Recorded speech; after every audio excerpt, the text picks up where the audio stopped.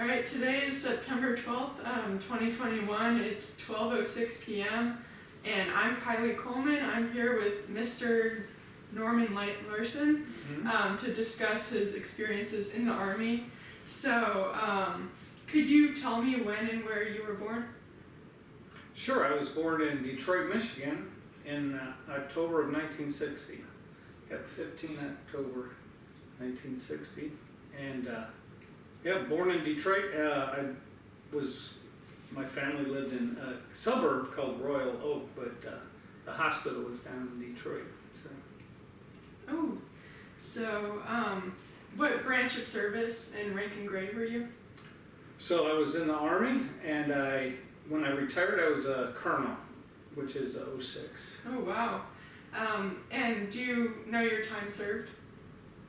I had 27 years and 1 month of commission service, and then I had 4 years almost at the academy in addition to that. But that doesn't count towards your commission service. Oh, really? No, it doesn't. So Wow.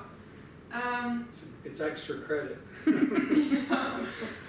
And so you went to West Point, right?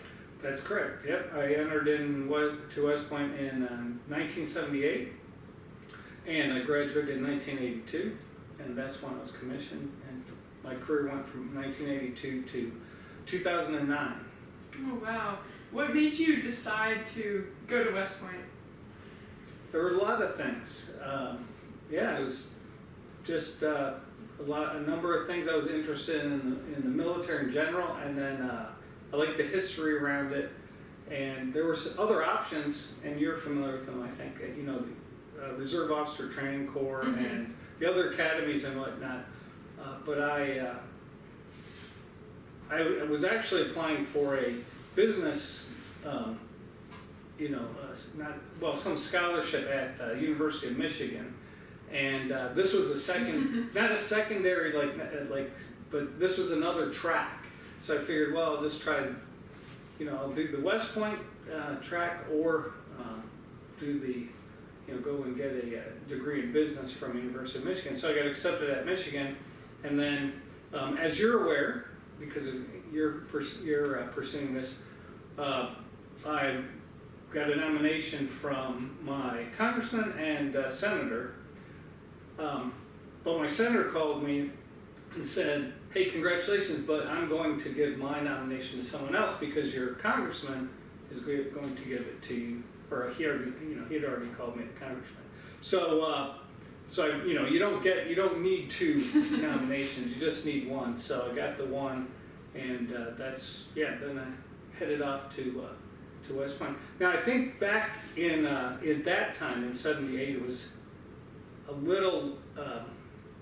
There was a lot of competition. Don't get me wrong, but it was a little different than now. I think now you have, and especially in Northern Virginia, you have a lot of competition to get into the academies, and there's a different mentality towards it. Whereas back in the late '70s, the country had just come out of Vietnam and whatnot, and so there wasn't this sort of, let's say, eagerness, or that you still had it. Like, I wanted to go, I wanted to do that, but you didn't have it, as widespread perhaps as we do today. A little more. I think it was the fact that we transitioned from Vietnam, plus coming from the Army of the '60s and early '70s, when it was, when there was a draft, and so a lot of people had a negative feeling that they were being forced into it, whereas now there's no draft. There hasn't been a draft in decades, since the '70s. So yeah, it's a little changed now. Oh, that makes sense.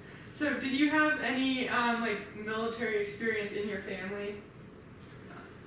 Up to that point, I did not know anyone that had military experience. So my grandfather, my father's father, had served in World War I, but he passed away in 1945. So I never knew him. My father hardly knew him. So that was that's probably the closest relative I had that had served. And then over the years, an uncle of mine had served in the Navy, and then but he you know, I didn't know him growing up at all. He actually, he and my aunt and my uncle got married while I was at, you know, when I was at West Point. So, Wow. yeah, no, I didn't really know anybody that was in the military. Up in Michigan, it was basically, you know, blue collar workers and at the automobile plants and things like that. That we were, and that's what you knew. And you knew folks that went off to, you know, enlist in the, you know, Navy or Marines or whatever. But other than that, yeah. So it was all up to you. You were like, I want to. Yeah, I think my family, you know, my parents were very supportive of it too. So, and I had I was on the swim team in high school, and one of the other swimmers, he went to West Point, and he was a year, 2 years ahead of me. So he had gone, right, and then and that made it interesting, because actually when I went up there for the sort of the like, you know, to visit, he took us around. He was able to come and take us around and show us around. So that was a connection to West Point anyway, but certainly not, you know, that was later in the process, because I was much further into it than, you know, if I hadn't been, I would have, the timeline wouldn't have been right. So, anyway. That's really cool. Did you ever consider any other branch, or was it always like, I want to go to the Army? Well, when you say did I ever consider it, I thought about, you know, there was a process of it, but I did not. I like boating. I grew up in Michigan, lakes everywhere, right? So, but I didn't like the prospect of just being on a boat for 6 months, you know, a ship for 6 months, and so that one was out. And then the Marines, same thing. You're on those ships with the, you know, with the Navy and out there. So that took care of that. And the Air Force, I didn't have. I wouldn't have been a pilot. I wore glasses you know, I've always worn glasses. So, you know, if you're in the Air Force and you're not a pilot, you know, what's the fun of that? So it sort of left the Army, right? And I figured they'll give me a pair of glasses and I can go do stuff. So that's what I decided to do. Oh, so what were your first experiences at West Point like? I'm not sure what they call it, because each branch calls it something else, but like the basic training, yeah, the basic training. Well, the good news is I'd read some books about it, but I had never really paid much attention to it. So that was good, because when I got there, it was the shock of my life. So and so don't learn too much about it if you decide to go there, because the first, I mean, I guess I had some expectations, and it turned out a little different, but it was just it was pretty intense. But you know, I mean, it wasn't horrendous or anything. It was just a little unexpected from what I thought. You know, you get this. It's a very elite school, right? Because it's a very select group, and in elite I mean a select group, not, you know, snobbishly elite.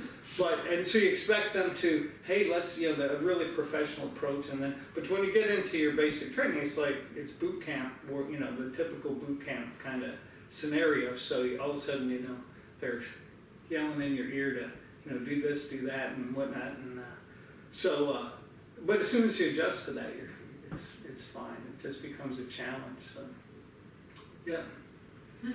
So, were there any like major impactful events or people that you met during basic training, or was it like a smooth transition? Well, I would say that they met me, and the only reason I say this is that I had a great roommate. So you get paired up with roommates. So we're not, you know, at the academies, you're not in a barracks as such. You're in 2 or 3 person rooms, and so my roommate, my squad mate, and I were there, and we needed each other to get through it, right? Maybe sometimes he needed me a little more than I needed him, and sometimes it was the other way around.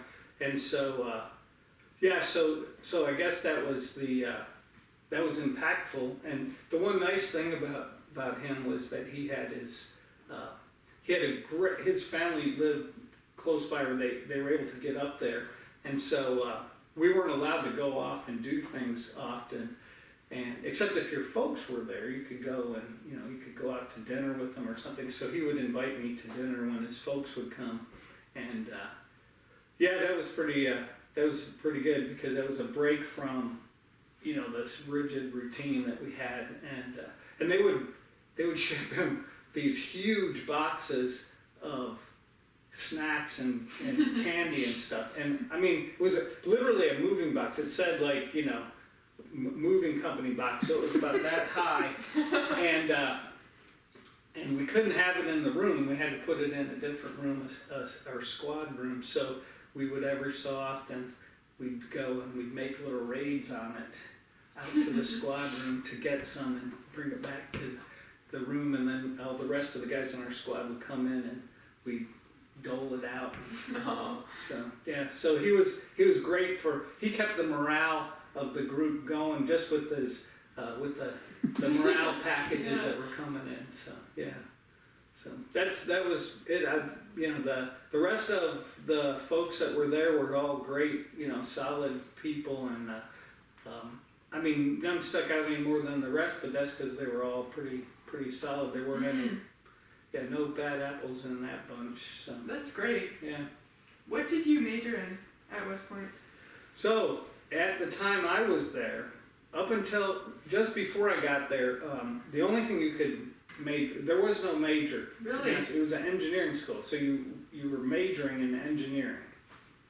So when I got there, they had started a program which was focused on not your major. Your major is going to be engineering, but you could have a minor in a topic, right, in a area. And so the girl I was dating, who is somewhere around, she's French. So I said, well, I'm going to go into like French language and European geography, things like that. So I did that as my minor, which we called at the time area of concentration. So when I graduated, I got a degree in engineering. So I did you could do like electrical engineering, chemical engineering, structural engineering, all these different flavors of it. And I did what was called general engineering, which was more of a systems approach engineering. And then underneath that, I had the French language and European geography and history and things like that. So, but that was what it would be equivalent to a minor nowadays. And yeah. So that's how it works. So everybody up until my time, I think up until the mid '80s, was the same thing, and then they finally switched over to a more traditional university kind of structure where you could get, if you wanted to do social sciences, you could do that as your major and continue through. So, but we were engineers first, engineering first, and then whatever second. So. Oh, yeah. I had no idea that it was like that, because now I think they have the most majors of all the service academies. Yeah, they have like history and flipped. everything. It's flipped. So yeah. That's really cool though.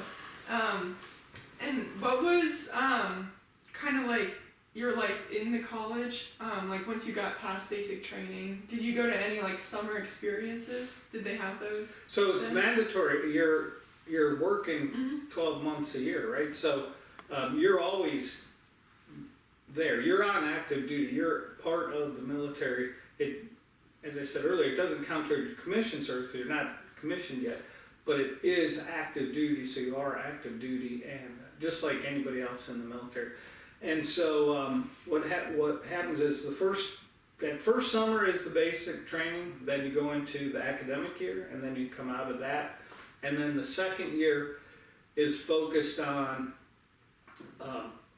what people would call your advanced training. So you go to a camp called, and you may or may not have heard of it, for West Point it's called Camp Buckner. So there's the academy itself, and then adjacent to it, connected to it, is a large training area called Camp Buckner.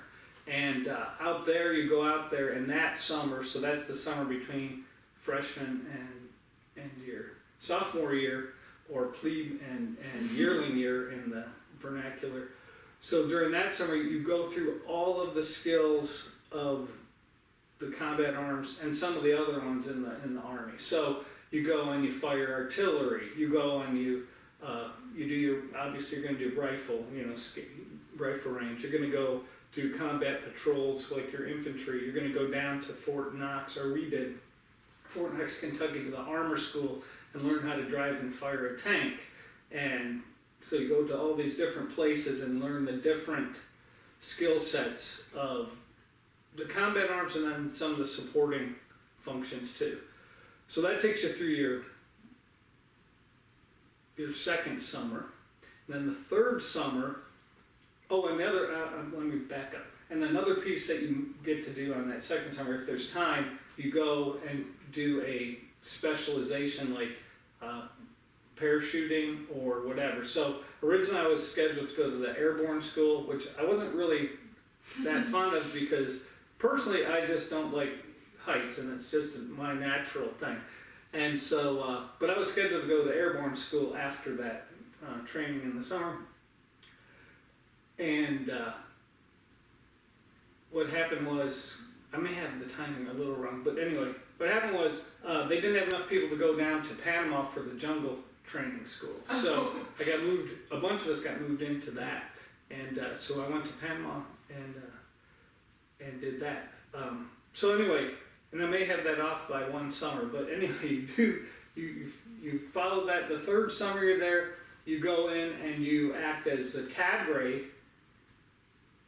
in some cases back to training, or you can go out to a troop unit and you can you're out there and you're supposed to be a lieutenant, out in the unit, but you're shadowing some other lieutenant. So I went to Fort Sill that third summer, Fort Sill, Oklahoma, where the artillery school is, and I was in an artillery battery for the summer. And what that unit's mission was to support the school. So every morning we get up at 4 a.m., we go to the motor pool, get the cannons, go out to the training area, and then we would fire the rounds all day, and all the people in training, they were being forward observers, so they would call in they'd say, okay, we, fire at this location, and then the rounds come in and they have to say, okay, left 3 degrees or right 3 degrees or 50 yards longer or 50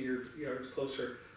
And they needed some real artillery being shot, so that's what we did that summer. And then the last summer is you're absolutely going to come back in as the cadre. So that's between your junior and senior year, or your cow and first year. You're going to come back and you're going to run the basic training for the new cadets that come in. So that's generally the cycle of the process. And then following that last summer, you go into your last academic year, and then that's it. When you graduate, you're off to do, your commission assignment. Wow. And what was your service selection with commissioning? So the way it still works this way is, at West Point it's based on your class rank, where you get to pick. So they have, our class was about 850, so now they're about twice.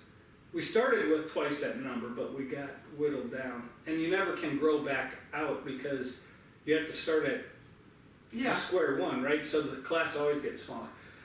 So our class, we had about 850 folks. So the Army says, okay, here's 850 jobs we need filled by these new lieutenants that are going to be commissioned. And they're in all these specialties. So comes time to pick your what we call branch night. Comes up and you get to pick your branch. And the first guy in the class, the number one, best student, best all-around person, they get to choose anything they want from that 850, right? So they go, I want this and I want it at that look. They'll say, okay, so if it's infantry, there's 100 slots for infantry, and there's 10 in Germany and 10 in the U.S. and 5 in Korea, wherever they are. And so the first guy gets to pick the very first, whatever he wants, and then as it goes down in number, obviously those things get shrunk down. And they at the time they were just instituting computers there, so we had to fill out computer cards, and you had to put the first like 5 choices, and then if you couldn't get your first one, it would skip to the next and the next.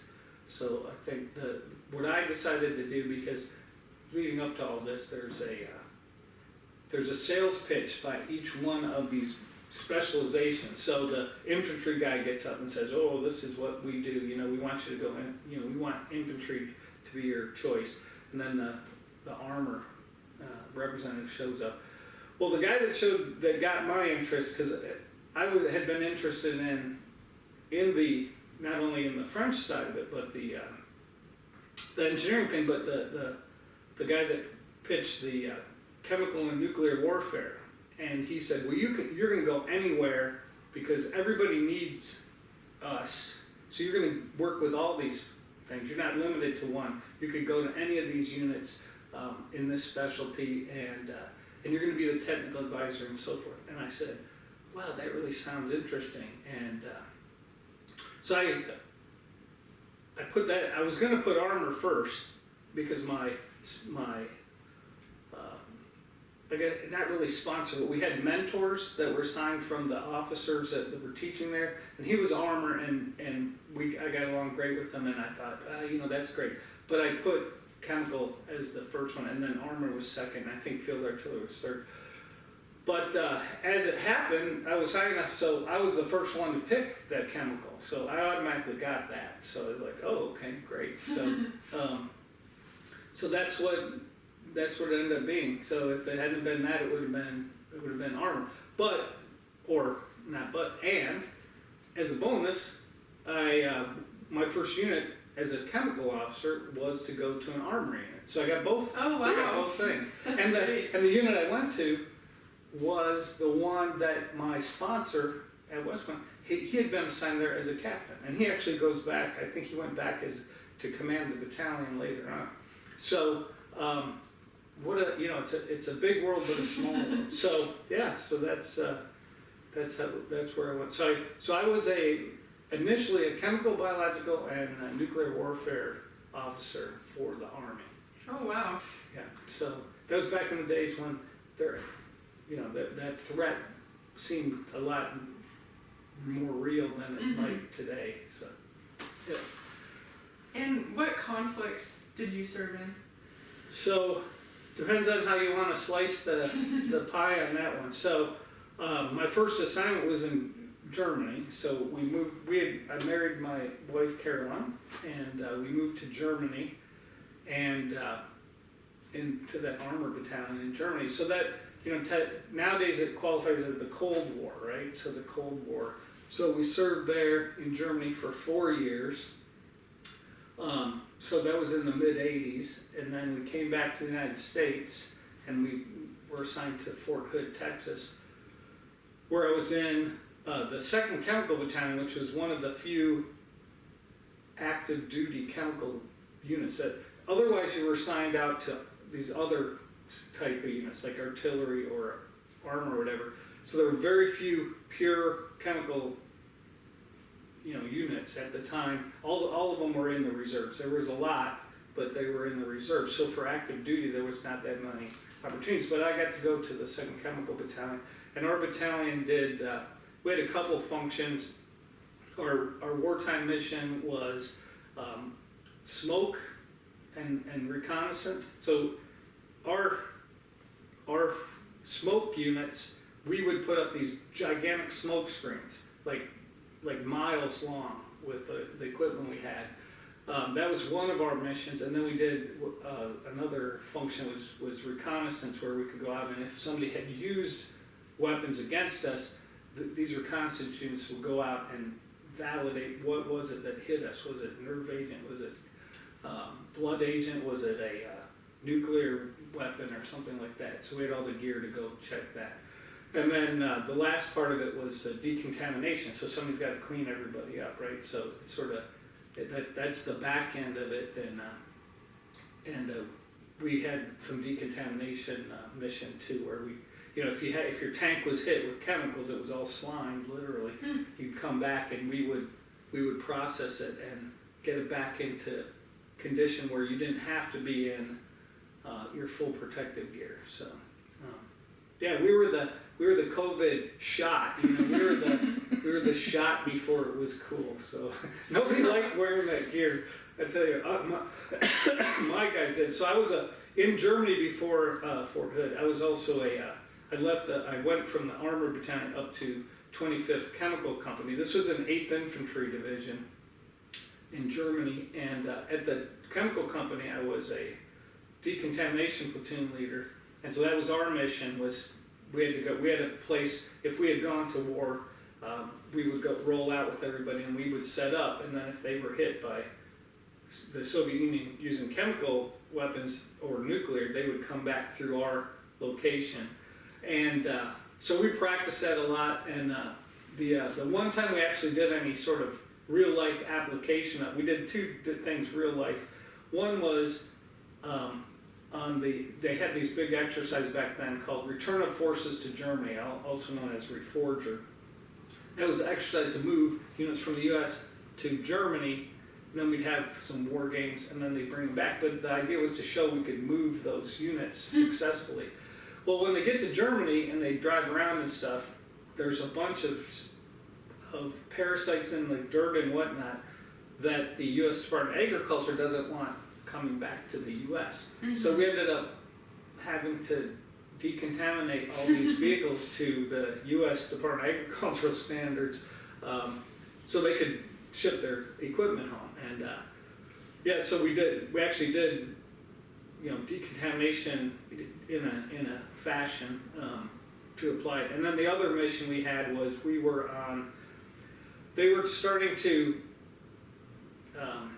reorganize the nuclear weapons in Germany and Europe.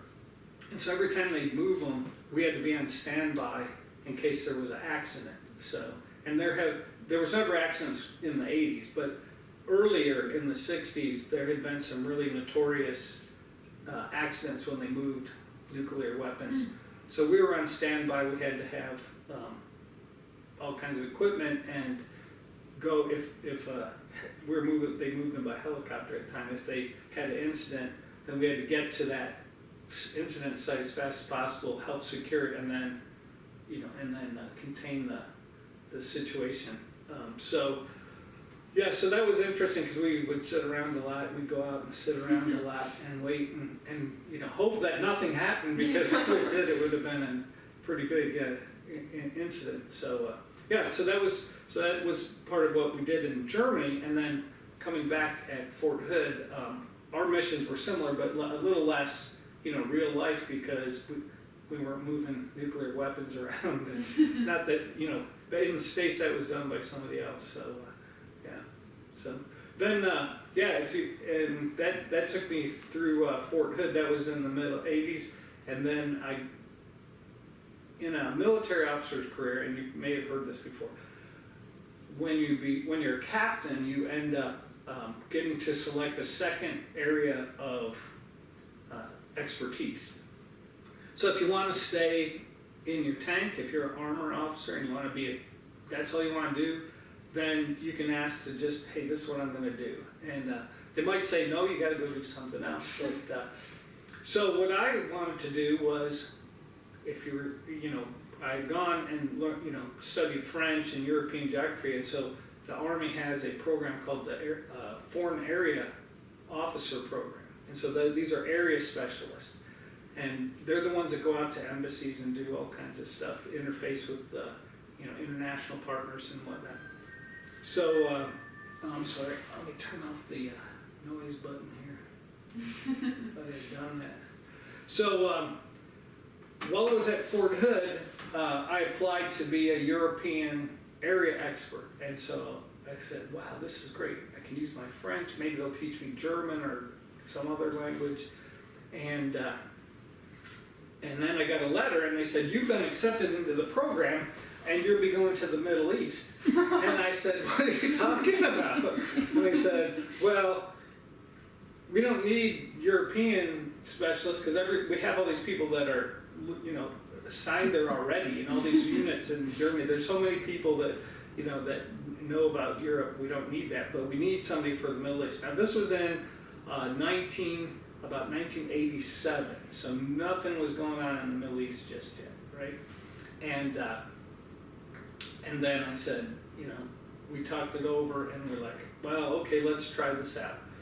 So they lined me up to go to learn Arabic, and then to go out to the Middle East. So long story short, I got an extra year at Fort Hood because of, well, actually it turned out to be a 3-year assignment, which is normal, but I was originally scheduled to rotate early to go learn Arabic, but they had a unit, which was a communications unit, was getting new equipment, this new digital equipment and so forth. And they said that unit for 1 year has to have everybody in it, like it has to be at 100%, and nobody moves, everybody stays locked in. Wow. And so I wasn't even in that unit yet, but they said, you're going over there and you're going to be there for a year to be part of this unit. And I said, well, why are you doing this to me? I want to go off and try other stuff. And they said, well, just pay your dues and you'll get out of here. So I went over there and to the 3rd Signal Brigade, and so they were the brigade that supported the corps. So there's echelons, right? You have a platoon, a battalion, a brigade, a division, and then a corps. So these all build up on top of each other. At the corps level, you have this core communications unit that has to connect everybody together, and that's what we were doing.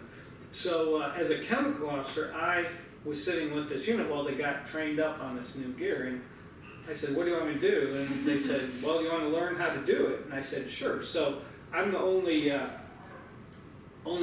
non-Signal Corps officer that's capable, that's certified on that equipment, or at least at that point I was.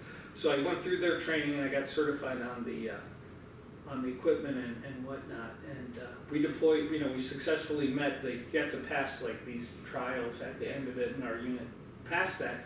And then they said, okay, now you can go. And so I got to the Defense Language Institute in Monterey, California, about a week before Iraq invaded Kuwait. And then we were there, we were getting settled, and then all that happened. And I hadn't even started classes. Classes weren't going to start for another couple weeks. So I called back to the Signal Brigade that I knew where they were going to deploy. They were one of the first ones to get picked to go. And I said, hey, do you need me to come back? Because I'm not committed here or anything like that. And they said, I was a captain at the time. The spot I had been in was a major spot, right? Oh, wow. And they go, no, just stay where you are. We already have a major. You don't need to come back. I'm like, what? Well, where's the love here? So I spent the Desert Storm in Monterey learning how to speak Arabic, and we used we would get these videos of Saddam Hussein, making speeches and stuff, and we would try to. We were just learning Arabic, but we'd use those sometimes as examples of, hey, listen, can you understand what he's saying? Pick out some words and so forth. So we stayed in tune with it, but it was a little frustrating because there was myself and there were 3 other officers in our group, and the rest were enlisted. And the 4 of us, had all come from assignments where they were all, the units were being deployed out there, and we were sitting in Monterey. But we ended up, we all got a big, lots of chances afterwards to get out there and do stuff. So then the Arabic training is about 14 months usually for the basic course, and I was scheduled to go to, so part of the officer training is you go to language, then you go get a master's degree in the area of expertise, and then you go out to the region for some regional studies. So I only did a 12-month stint in the Arabic school, language school, and then I went to University of Texas to get a master's in Middle Eastern Studies. Following that, then I went out to Tunisia, where I was assigned to the embassy in Tunis, Tunisia, and my job there was, actually I was assigned to the Foreign Service Institute, that's the State Department. They had a Arabic language school there in Tunisia, so I actually got to go to their Arabic school for advanced Arabic, and then was associated with the military element in the embassy as well. So we spent a year there, and then I traveled around. That's the other part, you get to travel around the Middle East and North Africa. So we did that, and then for my first utilization tour, following that train up, which is pretty extensive, but they make you pay it back. So then we went to United Arab Emirates in Abu Dhabi, where I was the Army Programs Officer. So in the embassy we had the military liaison office, that was where I was, the U.S. liaison office, and we did everything, like we represented Central Command to United Arab Emirates. We did all their training. If they wanted to send somebody back to school in the U.S., we could coordinate that, and then we also sold them equipment if they qualified to buy it. So we were the ultimate arms merchants on behalf of the U.S. government. So I got to sell, most of the programs were already established, so I was selling them air defense weapons primarily and a lot of training. And then we wanted to sell them, we made a pitch to sell them a tank, the M1 Abrams tank. But they're very crafty negotiators, and they actually bought the French, or at least initially bought the French tank, which we were producing the Abrams at the time, but the French hadn't produced the Leclerc tank yet, and they bought that one instead, so we didn't get that one. But we did get the sale on the aircraft, the fighter aircraft. I think it was the F-16 that we sold them. And so I helped with that. The guy I worked for, he was a Marine Corps pilot, so he was the lead on the aircraft, and I was the lead on the ground equipment. And the other pieces that we were trying to sell them were, they wanted to buy well, you've seen this, or you've heard of the show MASH on TV, Mobile Army Surgical Hospital. Anyway, they wanted to buy a mobile field hospital, because a lot of their stuff, they do it to this day, is in the region. They will deploy their medical capability out to help other countries. They might have a natural disaster or something. So the United Arab Emirates said, hey, we want to upgrade our equipment. And so we made a big pitch on that, but they never closed the deal while I was there. And I handed that sale over to somebody else. I don't know that they ever bought it. I think they were just looking at different options, and then they were just sort of cherry picking the pieces they liked. So I did that in the UAE. And that was, technically we were still considered under the umbrella of Desert Storm, and there was an active unit in, a U.S. military unit in the Emirates that we worked with to keep them, keep them out of trouble. And they were supporting Northern Watch and a couple other operations that were going on in Iraq. So technically we were still in that area of operations, and so we got well, I didn't get the service ribbon for it. The guys that were there, if I'd shown up, I think 2 months earlier, I would have got qualified. I would have qualified, but it didn't really matter, because we're all there with our families and stuff. It seemed a little, it's like, well, I don't even know if I want to wear it, because I had the family there. But anyway, so we did that. Then we left UAE, we went to Germany a second time. So the first time we were in Mannheim, and then the second time we went back and we were in Heidelberg, which is not far from Mannheim. It's just up the river a little bit. And I was working at the U.S. Army 5th Corps there. So I was in the chemical section. So I'd gone from Fort Hood, where I was doing chemical, then I went and learned, did all this stuff to be the Middle East specialist, went to UAE to do that, and then I came back to chemical in Germany. So I was assigned to 5th Corps, and this is a lengthy answer to your single question, but I'm just giving it to you. So what we did there was we supported basically all of the active Army units in Germany and Western Europe at the time.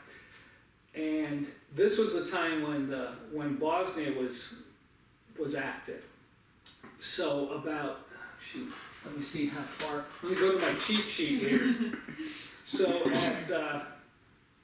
this was only about 6 months into my assignment there.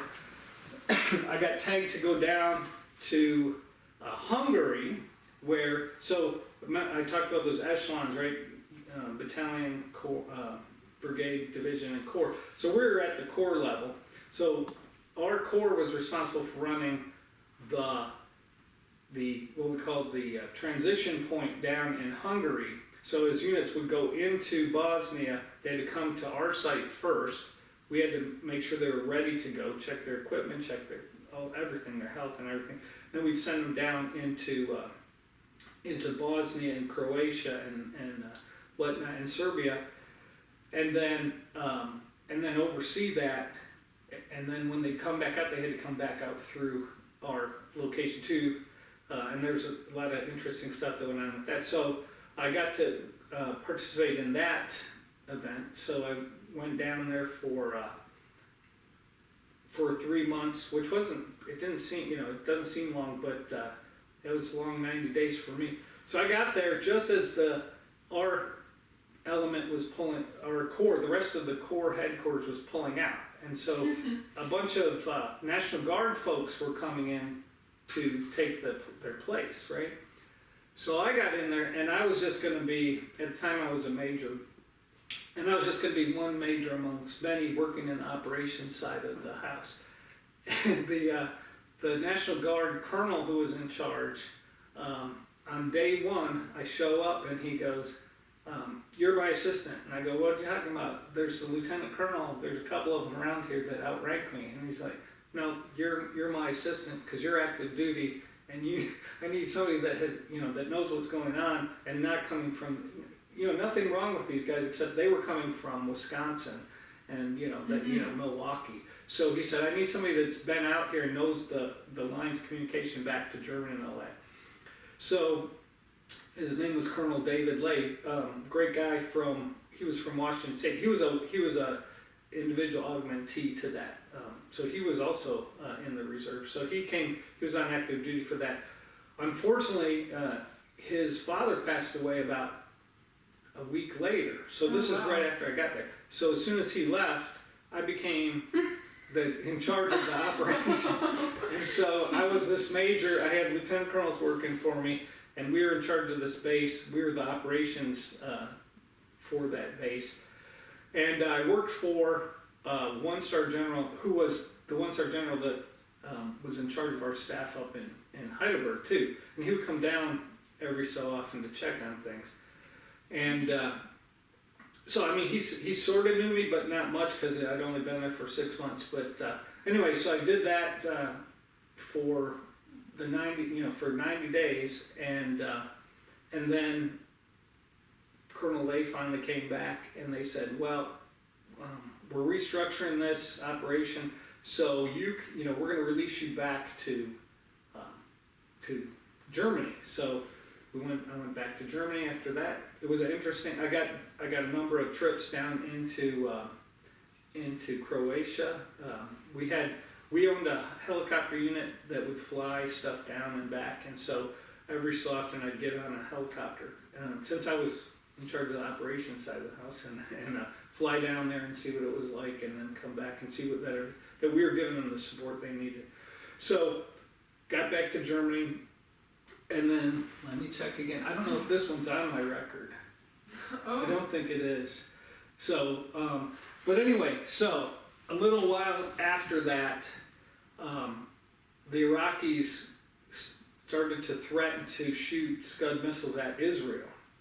And the United States decided to deploy a counter missile capability to Israel to put up like an umbrella so that, well, the idea was to prevent Israel from getting involved in this regional conflict directly, because that was gonna, that would change. We had all the other Middle Eastern countries were, our allies, but if Israel had entered into it, it would have destabilized that coalition. At least that was the thinking on the lead, the senior folks. So we went. So I get in a bus. We're in the middle of a major field exercise. This is now I come back from from Hungary and settled back in a little bit. We're on a major field exercise down at the training area in southern Germany.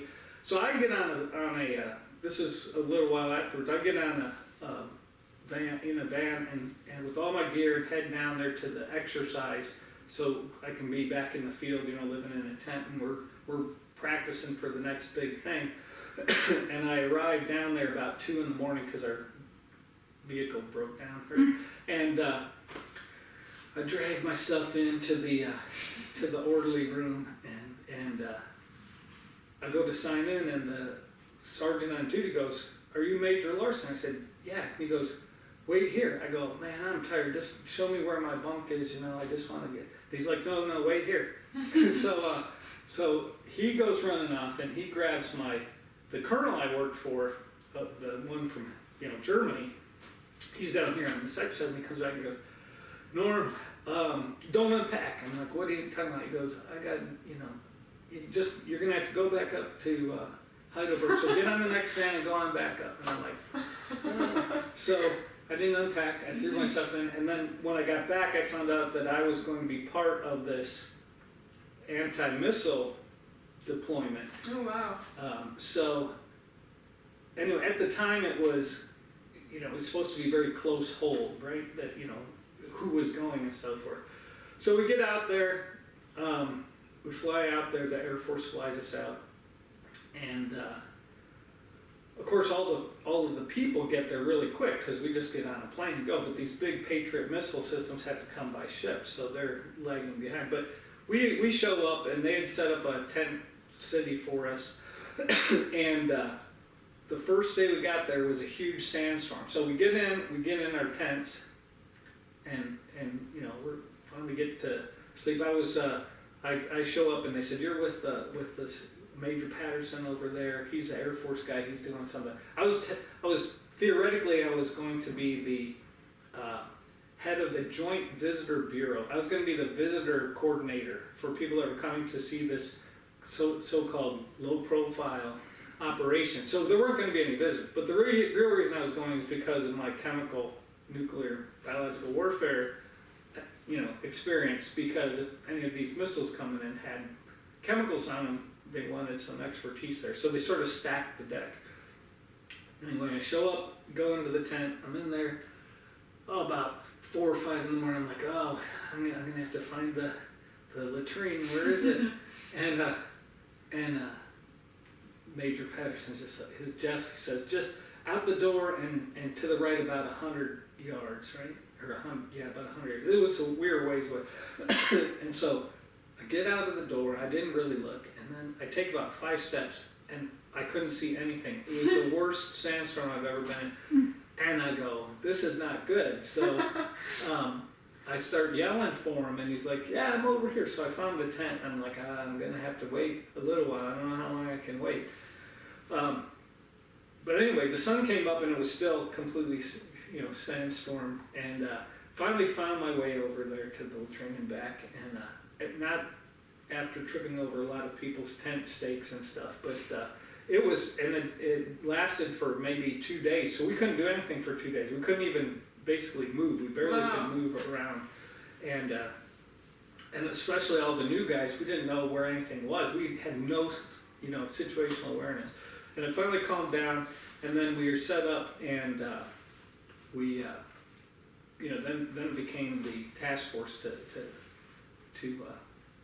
put together this umbrella, and we had a bunch of air defense. So the people that are the real specialists in this are air defense artillery is what it's called. So you have artillery, regular artillery, and then you have air defense, but they are legacy goes back to the artillery, so they're called air defense artillery. So they were doing most of this stuff, but I was helping, and one of my NCOs had gone out ahead of me as the, chemical biological warfare specialist. So he was happy that I was there. So both of us, we were providing that expertise, and that ran for a while, and then the Iraqis ended up standing down their threat. So just as our equipment was coming into port and we were getting it set up, we got to put it back on the boats and send it back to Germany. But I think they might have had like a small element stay for a little while longer to provide a capability in case something happened. So that was the second thing I got to do there. So that pretty much that wrapped up the fun and games kind of stuff. And then within Germany, we had a lot of liaison with the Germans and the other NATO countries. We got to go up to an exercise up in Denmark. They have a very robust, what we used to call NBC, nuclear biological chemical, but now this WMD, right? So they had an exercise up there. So I got a lieutenant and I went up to participate. We represented the U.S. in that and had a pretty. It was in the Carlsberg Brewery. So the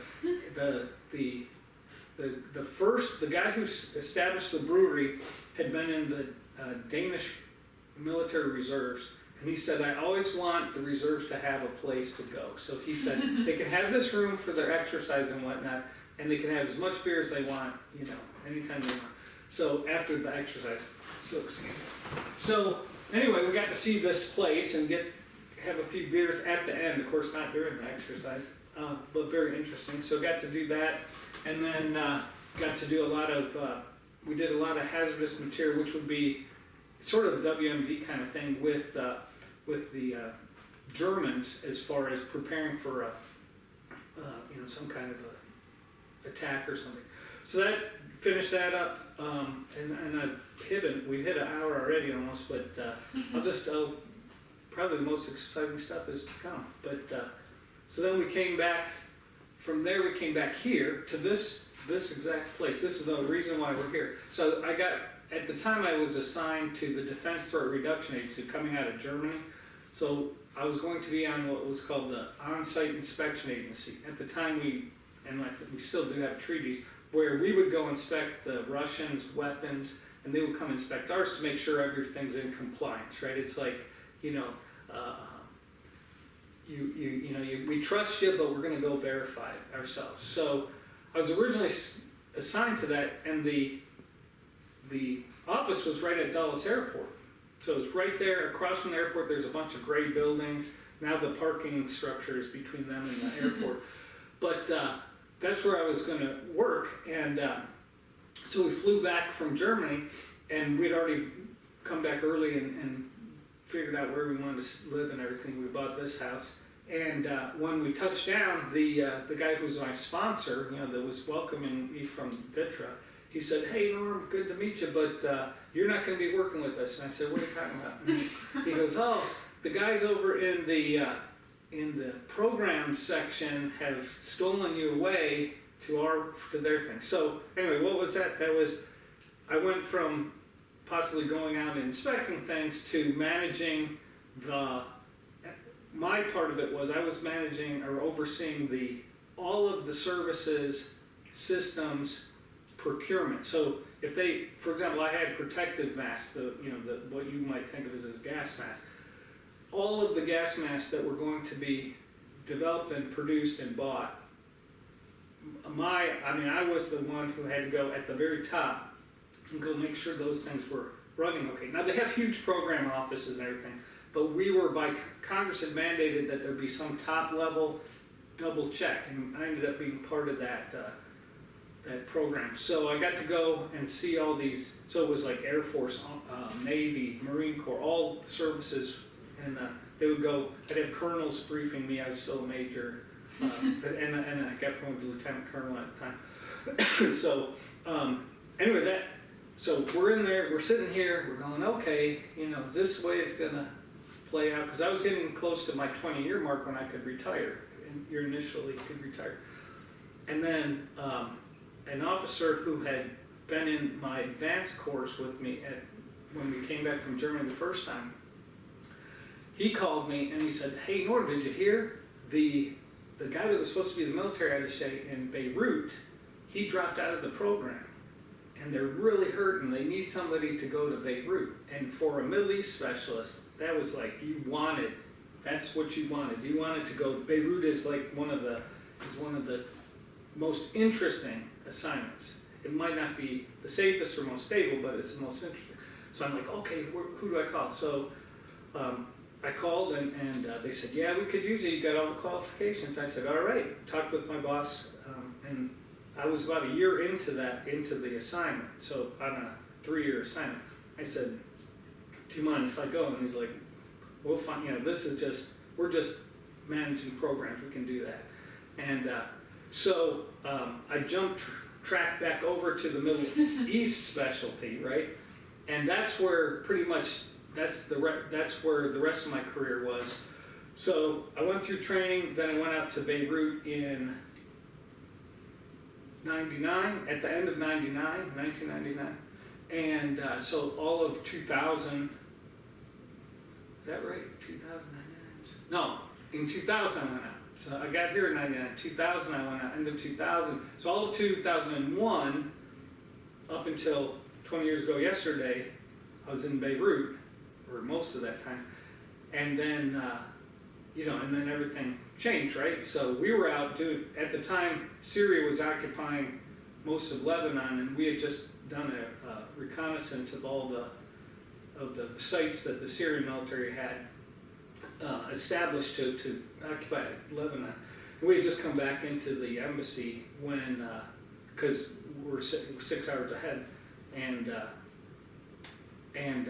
you know, we're taking off all our gear and putting our pistols back and stuff, and the guys from next door are like, turn on CNN, turn on CNN. We're like, what? And turn on CNN. So we turn it on, and what happenstance was that we turned it on just after the first plane had hit. So we're like, and the guy's like, well, that's funny. There must be an air traffic control problem. And we're like, you can't fly, you can't hit a building unless you're aiming for it because you're going to see it. Visual flight rules.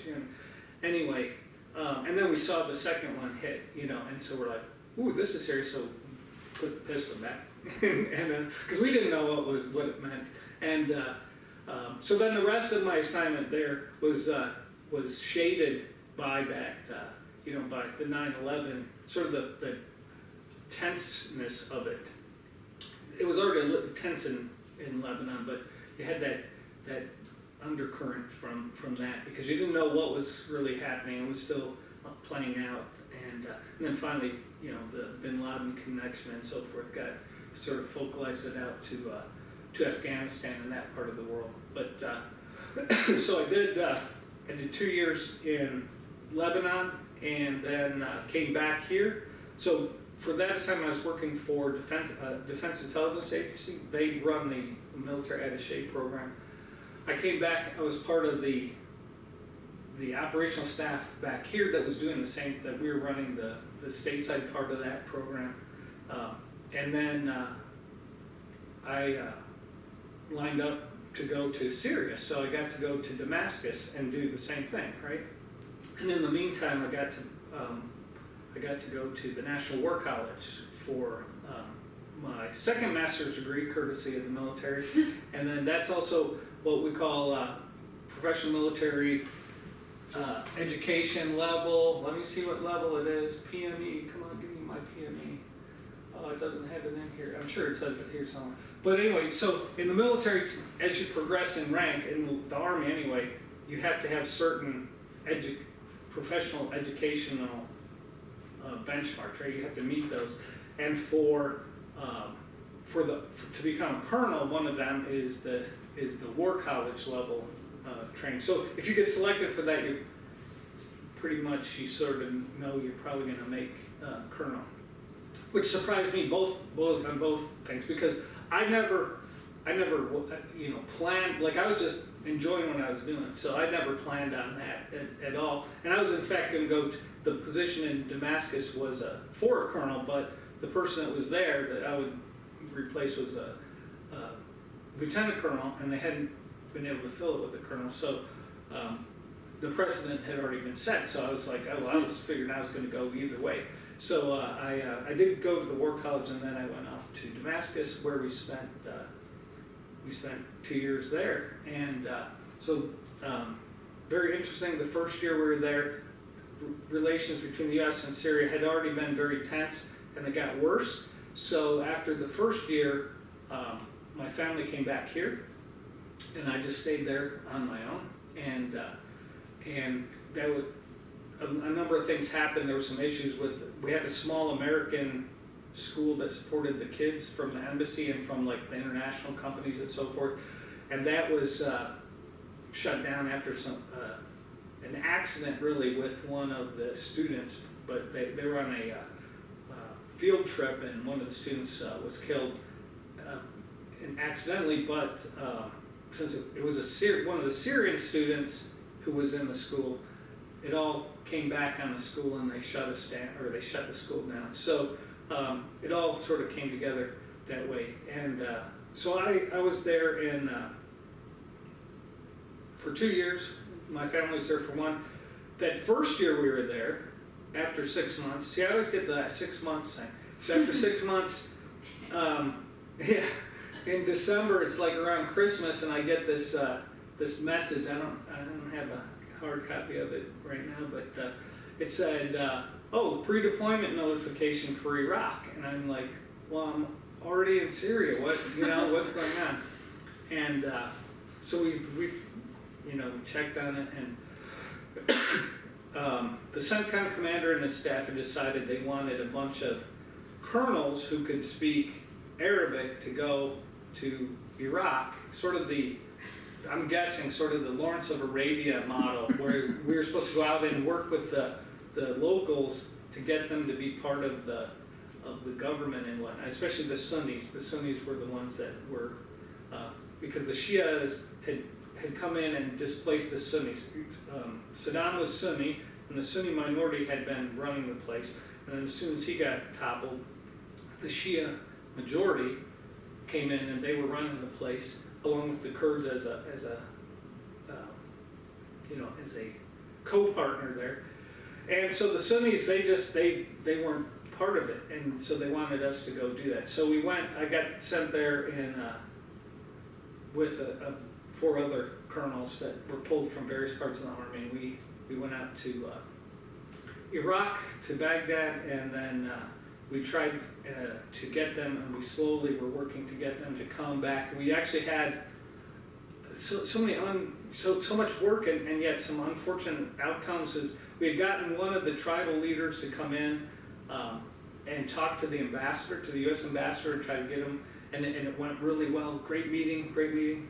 The guy goes back to his hometown, and that night, for whatever reason, because nobody talked, there wasn't a lot of good crosstalk, the U.S. Army goes in and makes a sweep of their village or their town and arrests the guy that just had met with the ambassador. And the whole next day we were trying to get it. His son calls us and says, "What are you doing? You just met with them, and now you threw them in the holding pen with all the rest of the guys." And we're like, we don't know what happened. So we were able to get him released, but then they didn't want to talk to us anymore. That tribe didn't talk to us anymore. Then we started working on some others, and anyway, there was a mosque in southern Iraq. Now I forgot the name of the mosque, but right when we were starting to make some more progress, this mosque, it was a very sensitive. It was a Shia mosque, but in a Sunni neighborhood, I think. Anyway, in any case, the mosque was blowing up, like just completely blown up. And at that point, everybody just like oil and water just separated. So the Sunnis and the Shias would not talk to each other after that happened. And nobody knew who really did it in the first place. And was it somebody did it on purpose to implicate the other group, or was it an attack? We don't know. And So after about a week of absolutely no contact with anybody, we had a meeting. It was just happenstance, but we had a meeting with the CENTCOM commander, and I briefed him. I said, look, we've tried, these things have happened, and right now we're back worse than we were when we showed up because of this. I think it was called the Samara Mosque attack, and he said, okay, well, you guys gave it a shot, and so thanks for your effort, and you guys can go back. And I'm like, I can almost drive home to Syria, except that's not the best place to drive. So I ended up having to go down to Kuwait and Qatar and back over and fly out to Damascus. But so I got to participate in that experience from inside Iraq, and then also as what we did we would run up by the Syria-Iraq border. We'd run the whole border, just drive along in the desert, checking on what was going on, if there were signs of cross-border traffic. And at one point we were up in the north near, I want to say Sinjar Mountain. Sinjar is on the Iraqi side, but right on the Syria-Iraq border. It looks down on the Syrian side. And we were up there. I was there with a couple, with the Canadians and the British attachés, and we actually got attacked by a group. When we were out checking some tracks that were going across the border, like you could tell that people were using this as a crossing, like a unguarded crossing. And it was the middle of actually like 10:30 in the morning, and we got out and we're looking around, and then these guys came up over the hill and started shooting at us. And luckily, we all jumped in my vehicle, and we were able to get out of there. And we had these civilian vehicles, but they're armored. They're protected, bulletproof, right? And none of us got hurt. And we got back, and we went over to the Syrian little outpost there, and we're like, well, who are those guys? And he's like, I don't know who they are. And the funny thing was, we had the Syrian counterintelligence had been following us in the desert this whole time. Like they were right behind us. Like you couldn't hide, it's just desert. And they saw those guys coming before we did, and they were gone. They didn't provide us any help or anything. They just took off.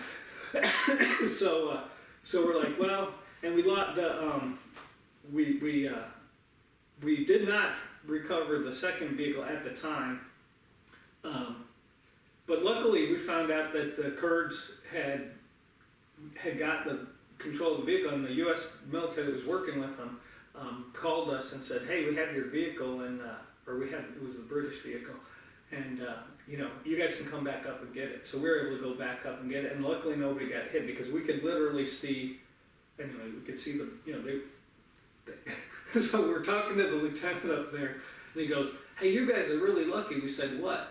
Why are we lucky? He said, those guys that were shooting at you, we hear that they were supposed to be doing, the rifle range to learn how to shoot better, but they hadn't done it yet. So we're like, well, thank God for that, because they would have probably hit us. And so anyway, so that was an exciting day out on the, and then the other thing was, how many years ago? Let's see.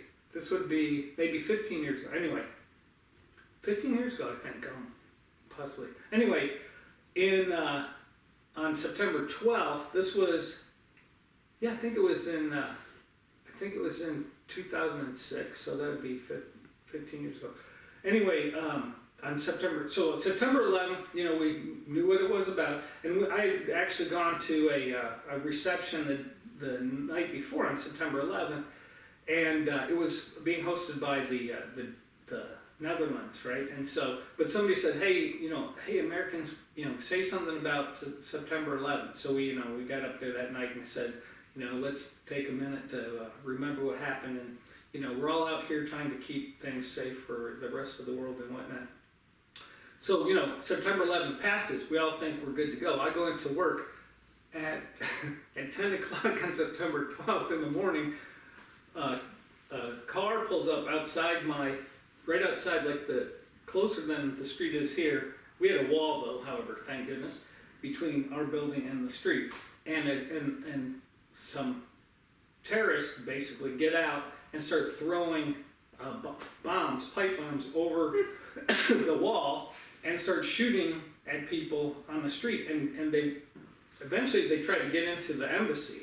They had a satchel charge that they threw against the door, but the guy didn't know what he was doing, so it has to be up hard against the object you want to blast through, right? Well, he threw it, but he was so, I guess, either untrained or just so excited. He threw it, it bounced off onto the sidewalk, so there was a gap. So when it blew up, it just blew up, and it shattered the bulletproof glass in the door, but it didn't break the door. So that was good news.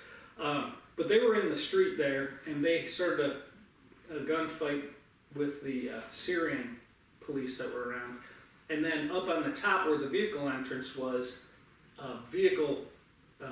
improvised explosive device, they drove that up there, and they were going to try to blow up the gate to the U.S. Embassy so they could come in. I guess there were a follow-on. We could never prove or disprove that.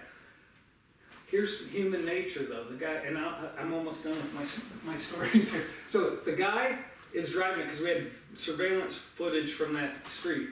He comes up, and there's a woman walking right in front of the gate. The gate is right here. It's a big steel gate, a big, almost a wall, right? And she's walking, and he's gonna blow this thing up, right? He's gonna blow himself up, right?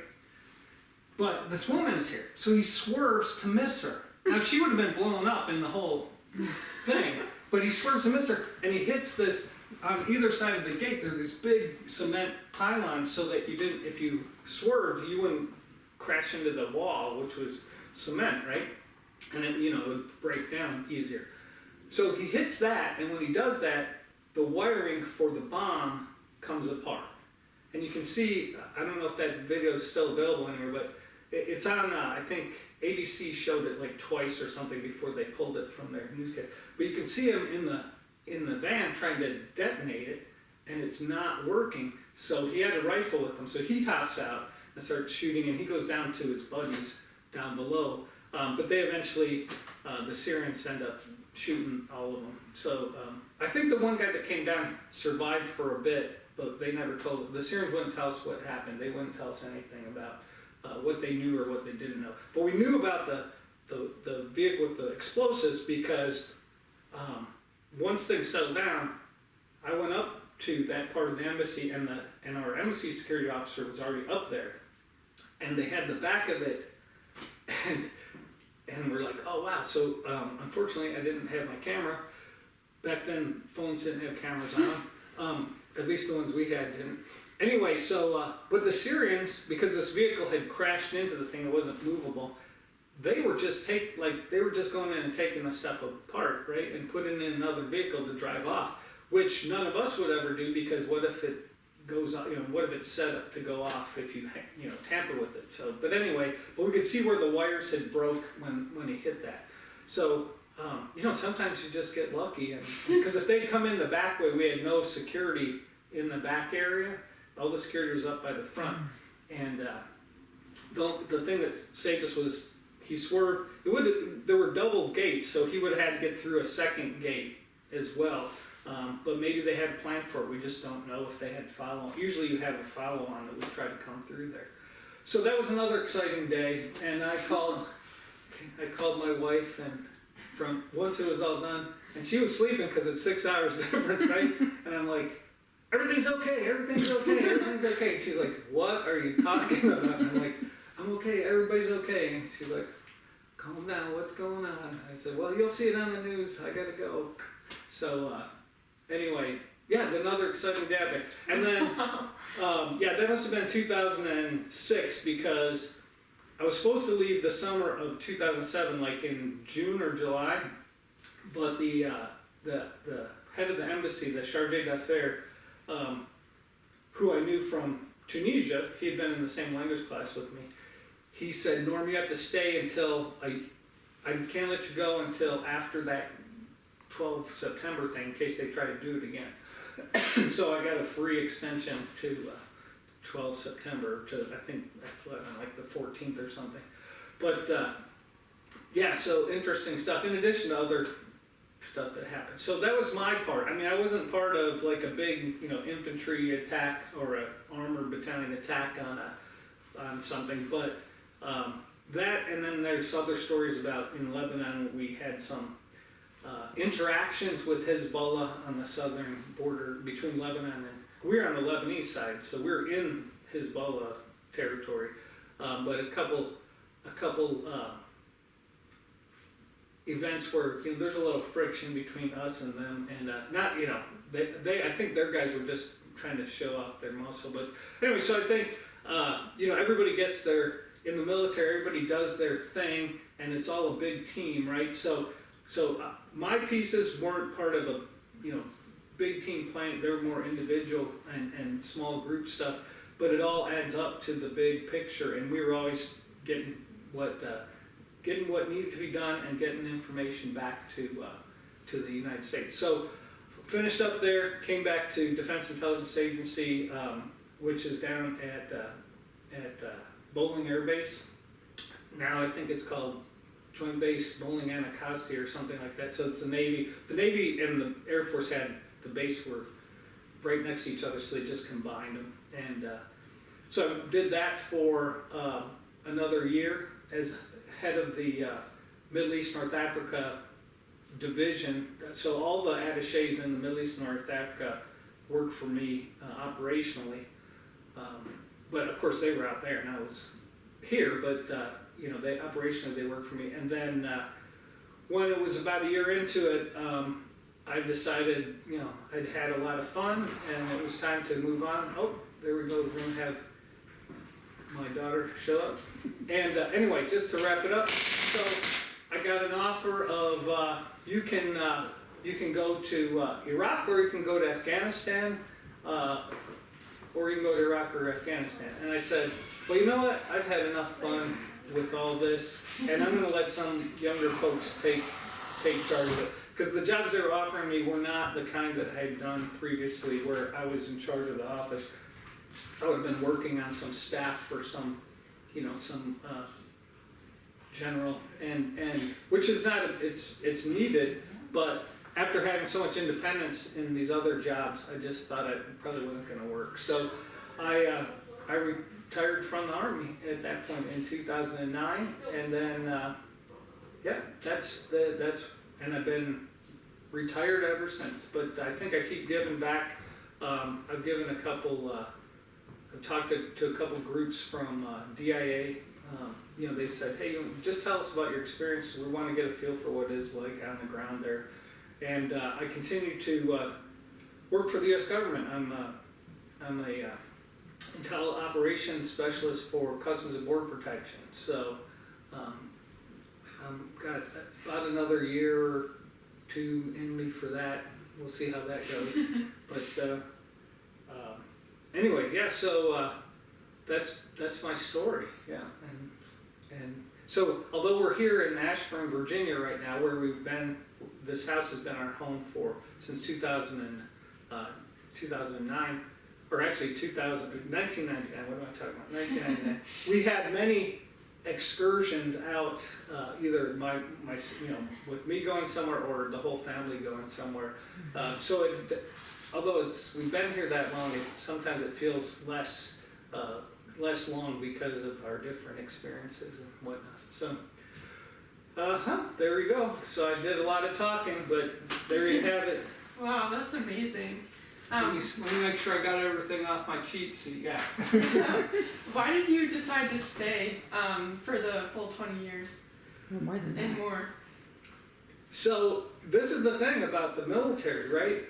And if you talk to folks that are in it at their decision points, the military is pretty good about giving you something that to keep you on board, right? And there's if they don't want you, then don't worry, you'll know it, because you're not going to get the offer. But a lot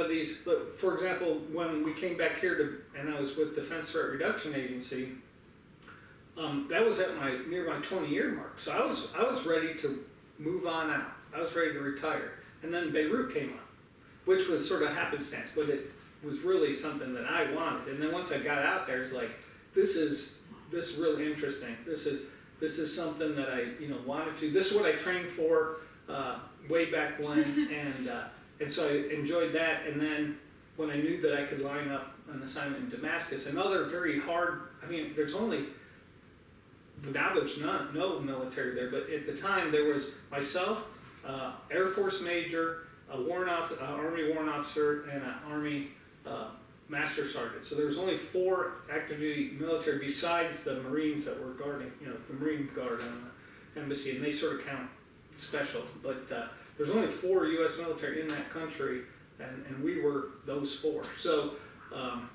very unique kind of experience. So yeah, the military will, if they know that they're coming up on a decision point, they'll throw something out there like, hey, how about this job? And you go, oh, I wasn't going to stick around, but I'll try that. And then you roll on and you go, oh, well, how about that? And yeah. So and the other thing is, and a lot of people like to plan everything they do, right? But my career has been based on the old adage, if you don't know where you're going, any road will get you there. So I really didn't have a plan. Some guys are like, I'm gonna be a general officer in 23 years from when I'm commissioned, I'm gonna do this and this, and they're all scheduled. And I was like, nah, I'll just see where it takes me. And it worked out. It worked out. So yeah. So that's it. And along the way, four kids. 2 girls, 2 boys, and one of them had come in earlier, and then and then now we have 2 grandchildren, a boy and a girl. So oh wow, it's it's all good so far.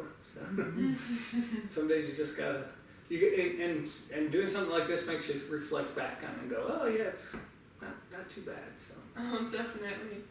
I did have one more. Sure. See, I just lost it, but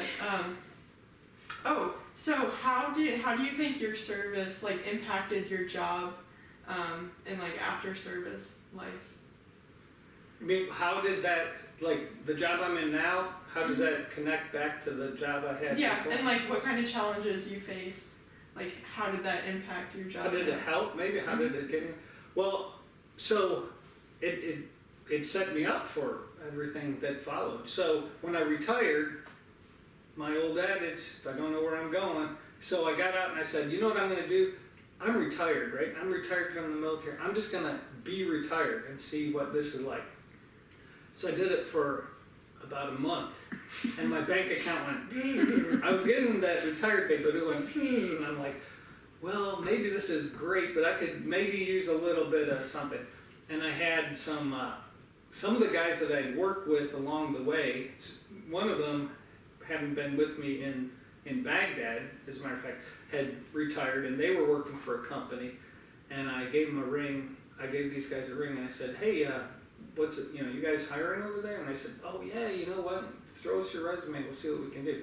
So I got a call from, I put in for some other jobs too, along the way, but anyway, this was the successful path, and they called me back. One of the guys from the company called me back and said, hey, come on in for an interview, we'll see if we can work with you. And yeah, it's like they were ready to go. They were ready to hire me right away.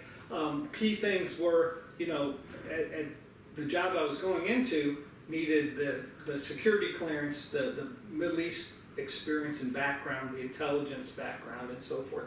So I was already preset. So it was just like, boom, put me in there, and I showed up the first day, and the guy that I was working with, he said, hey, Norm, welcome on board. And I'm like, hey, Mike. And he said, welcome on board. I'm glad you're all ready to go and everything. And I said, yeah, I think, I'm going to have to learn stuff. And he goes, well, great, because here's 26 different projects, micro projects, and you're in charge of every single one of them. So here you go. And you can have this whiteboard that they're all written on, so they're all yours. And I'm like, oh, okay, I can see why you wanted to get me on board. But anyway, it turned out to be, I was a contractor at the time. And I did that job for about 8-9 years. And what happened was, over time, that was in support of some of the bigger agencies. But then Department of Homeland Security had contracted for some instructors for their intelligence courses, and our company was looking to be part of that contract, right? So they said, would you like to do it? It's up here, it's right there at Route 7 and 28 there, right up there at the, right up there at the corner there, the George Washington University campus up there, whatever it's called. And I'm like, yeah, sure, it's right down the road. It's like, a couple blocks from my house. And so I went in and looked around, and yeah, this looks okay. And so I rolled from supporting these bigger these bigger agencies, 3-letter agencies, and then went over to help to train Department of Homeland Security folks at the headquarters. So I said, wow, that's great. Anyway, that evolved, and again, the old adage, I don't know where I'm going. And so it eventually ended up that I came off of that because of a number of things. But since I had been with DHS so long, they said, well, we need you to go run this program at DHS headquarters, which was some open source research stuff that they were doing. And I said, sure, I can do that. And so I went and did that, and was doing that for the last part of that contract years. And so see how these are all setting me up, right? And I still had a clearance because I was working with DHS at that level. And then one of the gentlemen I'd worked with, another veteran, who had he had worked with me up here at training the DHS folks. He called me and said, and he had gotten a job with Customs and Border Protection. He said, hey, Norm, we need another instructor out here. And I said, it's about time for me to change anyway, because just the 7-year itch and all that. So, and I still had the clearance and all the other stuff. And see, Customs and Border Protection is part of Department of Homeland Security, so it all made some kind of sense. So I interviewed for that job, and this was a government job now. So after a lengthy process on the government side, I got hired onto that job. So I left the contractor world, came back to the government side. So now I work out in Harper's Ferry at the CBP facility out there, and doing training for them too. So yeah, and which is all based on. I'll throw you one thing that not too deep of a pull, but it is a deep pull. But so if you recall, way back in my time at Fort Hood, when I was at the signal unit for a year, where I was in purgatory because I wanted to leave, but I had to stay. Well, that thing turned out to set me up for part of what I'm doing for Customs and Border Protection. All the stuff I learned about communications, turns out I can use it. And so it's like, wow, I'm qualified to do that. So you never know. You just never know what's going to happen as long as you stay open to opportunities. So things that I did decades ago are coming back to be part of my portfolio now in a good way. So yeah.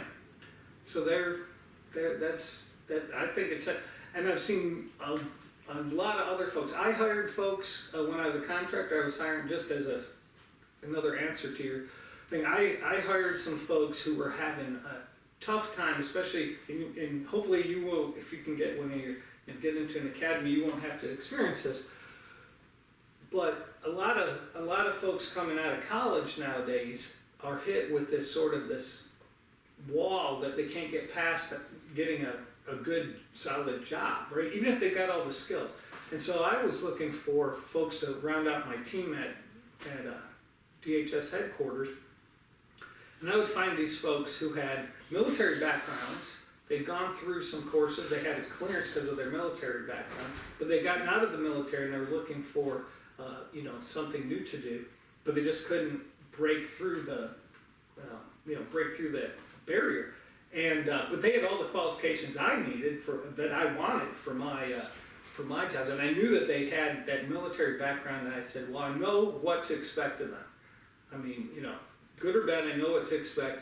And so that didn't preclude me concerning the other folks, because I hired from everywhere. but certainly the ones with the military gate came with that little extra that said, hey, you know, I know what they've been through. I know what they're, you know, I know that if I ask them to do something, I know that they'll respond to it.